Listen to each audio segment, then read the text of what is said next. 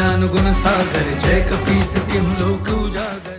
मारुति और केसरी रुष्ट अंजना को मना लेते हैं। यहाँ मारुति अपनी और एक लीला का प्रदर्शन करते हुए अपने मित्रों को आश्चर्यचकित करते हैं। वाली मारुति की सारी गतिविधियों को चुपके से देखता है। मारुति और उनके सारे मित्र झील के किनारे पत्थर गुलाटी का खेल खेलते हैं। तभी मारुति का झील में फेंका हुआ पत्थर सीधे जाकर झील के उस पार वृक्षासुर को लगता है और वृक्षासुर क्रोधित हो जोर जोर से दहाड़ने लगता है।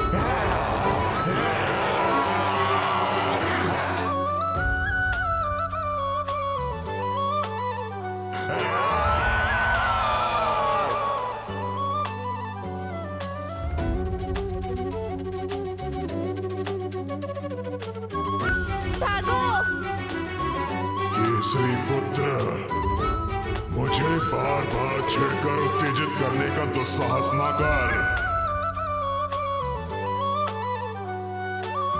इसका अर्थ ये हुआ, इसका और मेरा दोनों का शत्रु एक ही है, मरकट मारुति।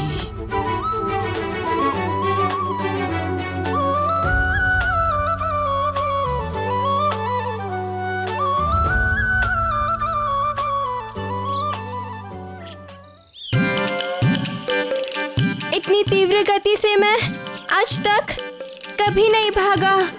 किंतु मित्र, इतनी तीव्र गति से हम भागे क्यों? वो भयंकर दहाड़ की ध्वनि क्या तुमने नहीं सुनी? उसी भयंकर ध्वनि के भय से तो हम यहाँ आ गए हैं। भय? भय क्या होता है? क्या तुम्हें भय के बारे में नहीं पता? नहीं नहीं, ये तो अभी नन्हा बालक है, इसे कैसे पता होगा? और इसने ना ही अब तक पाठशाला जाना आरंभ किया है। अब इसे कैसे समझाएं कि भय क्या होता है?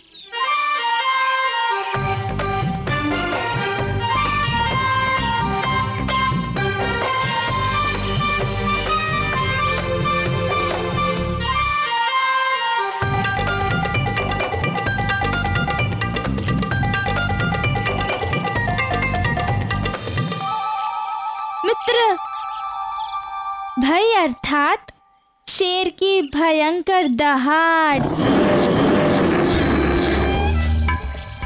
नहीं नहीं, भय का अर्थ है घनघोर अंधेरे में विचरते निशाचर।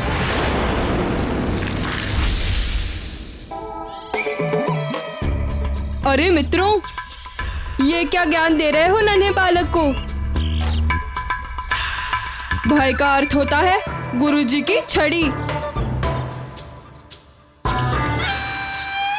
ठहरो, तुम सबको कुछ नहीं पता। थोड़ा ज्ञान मुझसे ले लो। जब कभी मन घबराए या फिर प्राणों पे संकट बनाए, माता पिता का स्मरण हो आए,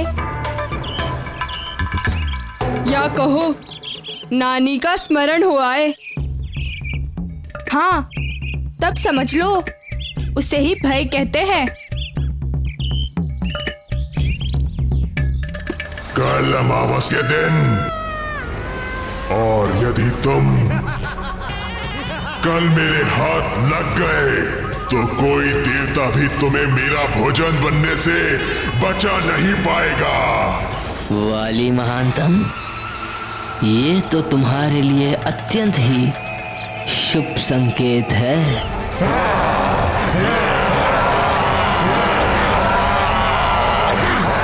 हाँ, समझ गया। अब तो बस अमावस के दिवस ही मुझे अपनी योजना को साकार करना होगा। तत्पश्चात मेरा कार्य अत्यंत सरल हो जाएगा।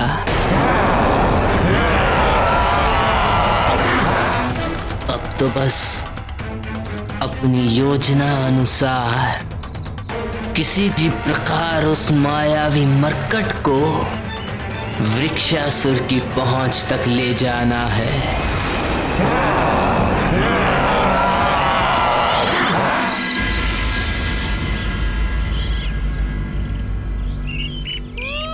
केसरी नंदन ही है मेरे प्रतिशोध का अंतिम लक्ष्य, मुझे कुछ तो करना ही होगा।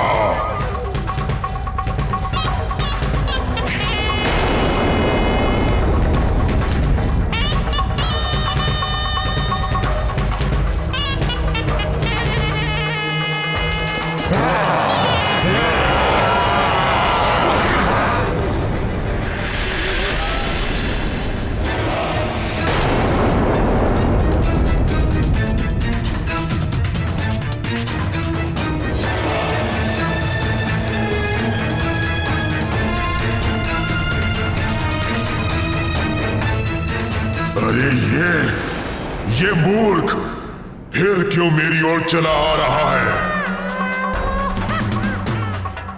क्या ज्ञात नहीं है इसे कि यहाँ मेरी सीमा में प्रवेश करने वाले के प्राण निकाल लिए जाते हैं?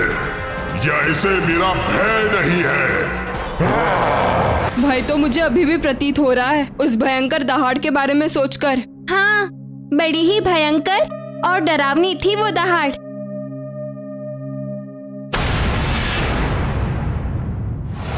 तुम जो भी हो तुम, अब मैं तुम्हें यहां से जीवित जाने नहीं दूंगा।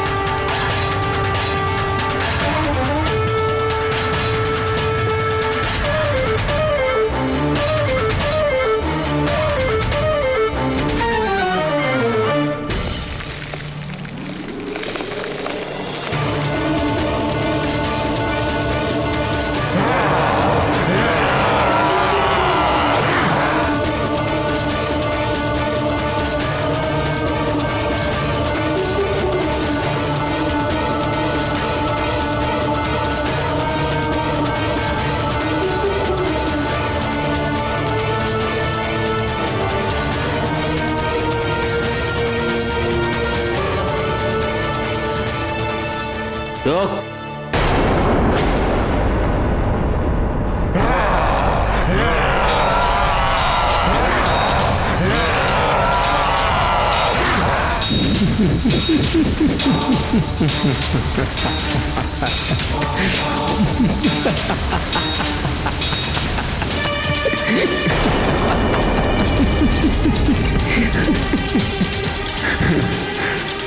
कौन हो तुम? क्या अपनी मृत्यु का भय नहीं है तुम्हें? मैं घात लगाए बैठा हूं और तुम हंस रहे हो। तुम्हारी बुद्धिहीनता पे हंस रहा हूं वृक्षासुर। मैं तुम्हारी सहायता करना चाहता हूं और तुम मेरे ही प्राण हरना चाहते हो। बुद्धिहीनता तो तुमने दिखाई है मूर्ख। मेरी सीमा के भीतर इस मृत्यु द्वार पर पुनः आकर आज तक कोई यहां से वापस नहीं जा सका है। अब तुम भी नहीं जा सकोगे और ना ही यहां तुम्हारी सहायता को कोई आ सकता है। केसरी नंदन चाहिए तो रुक जाओ।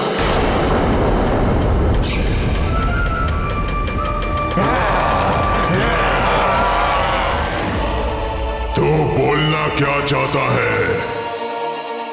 यदि आज तुमने मुझे मार दिया तो तुम्हारा परम शत्रु केसरी नंदन सदा के लिए जीवित रह जाएगा और तुम उस तक पहुंचने का स्वप्न संजोते रह जाओगे। परम शत्रु केसरी नंदन। हाँ, परम शत्रु केसरी नंदन, वही मायावी मरकट जिसकी हत्या ही तुम्हारे प्रतिशोध का अंतिम लक्ष्य है। और तुम्हारे उस लक्ष्य तक पहुंचाने में मैं तुम्हारी सहायता कर सकता हूं। मात्र मैं महानतम। कथन तो तुम्हारा उचित है, वो केसरी नंदन मेरे हाथ आने के उपरांत भी मेरे चंगुल से बचकर निकलता रहा है। भगवान का कोटि कोटि धन्यवाद कि हम सब समय रहते ही वहाँ से सब बच निकले। यदि शेरों की उस भयंकर दहाड़ को सुनकर हम लोग वहाँ से भागते नहीं तो ना जाने क्या हो जाता। मुझे तो लगता है वह अवश्य ही कोई भयानक जंगली जीव की दहाड़ थी। थोड़ा ज्ञान मुझसे भी ले लो गंधमादन, संकोच ना करो। वह भयंकर गर्जना किसी जीव की नहीं, एक विशाल राक्षस की थी, समझ गए? राक्षस की? कौन सी राक्षस की? हाँ हाँ, उस राक्षस का नाम है विक्सासुर। विक्सासुर नहीं, वृक्षासुर नाम है उसका। बड़ा ही क्रूर और भयंकर राक्षस है वो। बड़ा ही उद्दंड बालक है वो। और क्या तुम्हें लगता है उसे मारने में तुम मेरी सहायता कर सकते हो? निसंदेह मात्र मैं महानतम ही तुम्हारी सहायता कर सकता हूँ और उत्तरदायित्व निभा सकता हूँ। उस मायावी मरकट को तुम तक पहुंचाने की एक अमोघ और अचूक योजना है मेरे पास। संभवतः तुम उस मायावी मरकट का वध कर सकते हो। क्या तुम सचमुच ऐसा कर पाओगे? मैं महानतम जो एक बार कह देता हूँ उसे कर दिखाता हूँ। मैं तो उसे लाकर तुम्हारी गोद में दे दूंगा, किंतु क्या तुम उसका कुछ बिगाड़ पाओगे? तुम मेरी बलशाली भुजाओं पर संदेह कर रहे हो? वृक्षासुर राक्षस हूं मैं। तुम्हारी बलशाली भुजाओं की दृढ़ता पर संदेह करना कदाचित निराधार नहीं है। यदि तुम क्रूर राक्षस हो तो वो तुम्हारा परम शत्रु मरकट भी बड़ा मायावी है और भयंकर राक्षस है वो। उसकी सहस्त्र भुजाओं में हाथी जैसा बल है। उसकी लंबी और पैनी नख प्राणघाती शस्त्रों का सा अचूक कार्य करता है वो। उस मरकट की दोनों भुजाओं में सहस्त्रों हाथियों जैसा बल है। बिना शस्त्रों के ही वो मरकट अपने शत्रु के प्राण हर सकता है। और मैंने तो सुना है यदि उसके ऊपर किसी की छाया पड़ जाए तो वो उसे अपने चंगुल में जकड़ लेता है। एक बार पकड़ने के बाद उससे छूट पाना बहुत कठिन होता है। कठिन नहीं, असंभव कहो। छूट पाना असंभव हो जाता है। हाँ, असंभव को संभव करके दिखा चुका है वो। अपनी माया के बल पर अनेक बार मेरे हाथ आकर भी छूट चुका है, किंतु इस बार उसे छोड़ूंगा नहीं। बस कल अमावस के दिन उसे मेरे पास ले आओ। अमावस के दिन मेरी निशाचरी छल बल शक्तियां असामान्य रूप से जागृत हो जाएंगी, जिसका सामना करने से स्वयं मृत्यु भी भय खाती है। तो अब साथ साथ उत्सव मनाने की योजना भी बना लो। वो मायावी मरकट मेरी ओर से तुम्हारे लिए मित्रता का एक उपहार होगा और तुम मेरी ओर से मरकट की चबाई हुई अस्थियां उपहार स्वरूप स्वीकार कर लेना।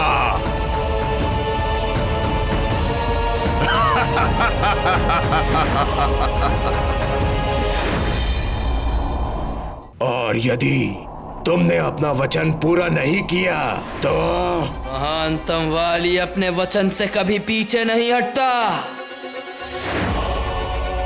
यदि तुम्हें अपने मित्र की मित्रता और सहयोग पर तनिक भी संदेह है तो लो, अभी इसी क्षण मुझे अपना आहार बना लो। लो!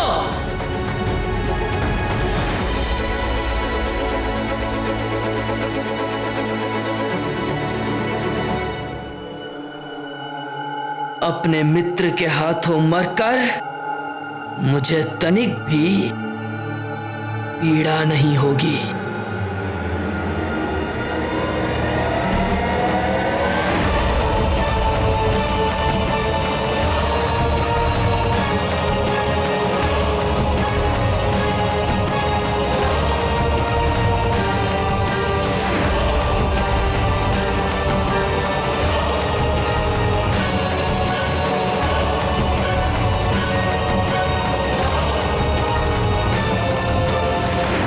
दाइमा, मारुति को देखा आपने?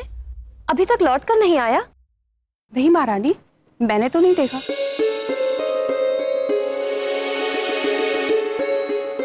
अच्छा, आप जाइए, उसका दूध तैयार कीजिए। जी माँ।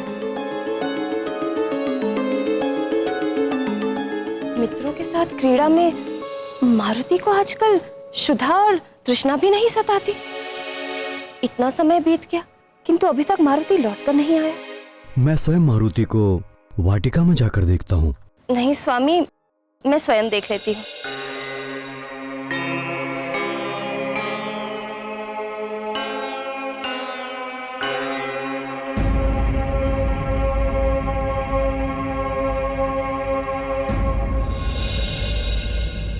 अरे, वहां वाटिका में तो कोई भी दिखाई नहीं दे रहा है।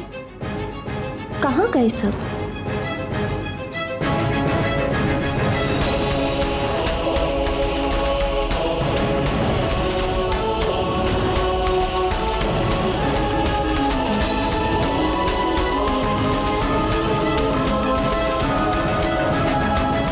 इतनी आशंकित क्यों हो प्रिय?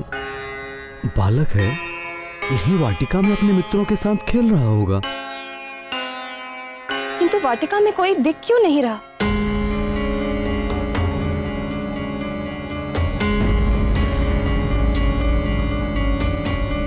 हो सकता है अपने मित्रों के साथ झील की ओर चला गया हो। मैं अभी किसी सेवक को भेज के पता कराता हूँ। स्वामी, आप तो अपने पुत्र की प्रवृत्ति जानते हैं ना, कि वो कितना नटखट है। भय है मुझे कि कहीं अपने नटखटपन में वो अपने आप को ही हानि ना कर बैठे।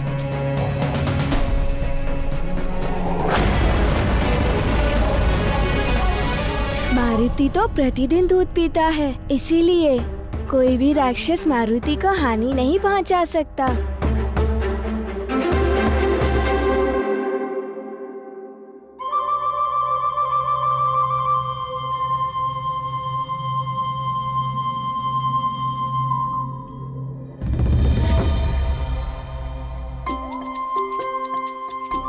स्मरण आया, दूध। मारुति के दूध पीने का समय हो गया है। माँ प्रतीक्षा कर रही होंगी। चलो मित्रों, मैं तो चला दूध पीने।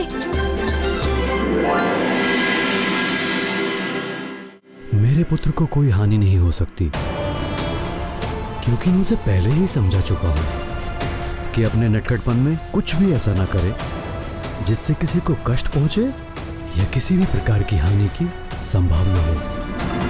उचित है स्वामी, किंतु माँ का हृदय नहीं मानता। माँ के मन की व्यथा कोई नहीं समझता। माँ के लिए संतान तब तक ही सुरक्षित है जब तक वो उसकी आंचल की छांव में है।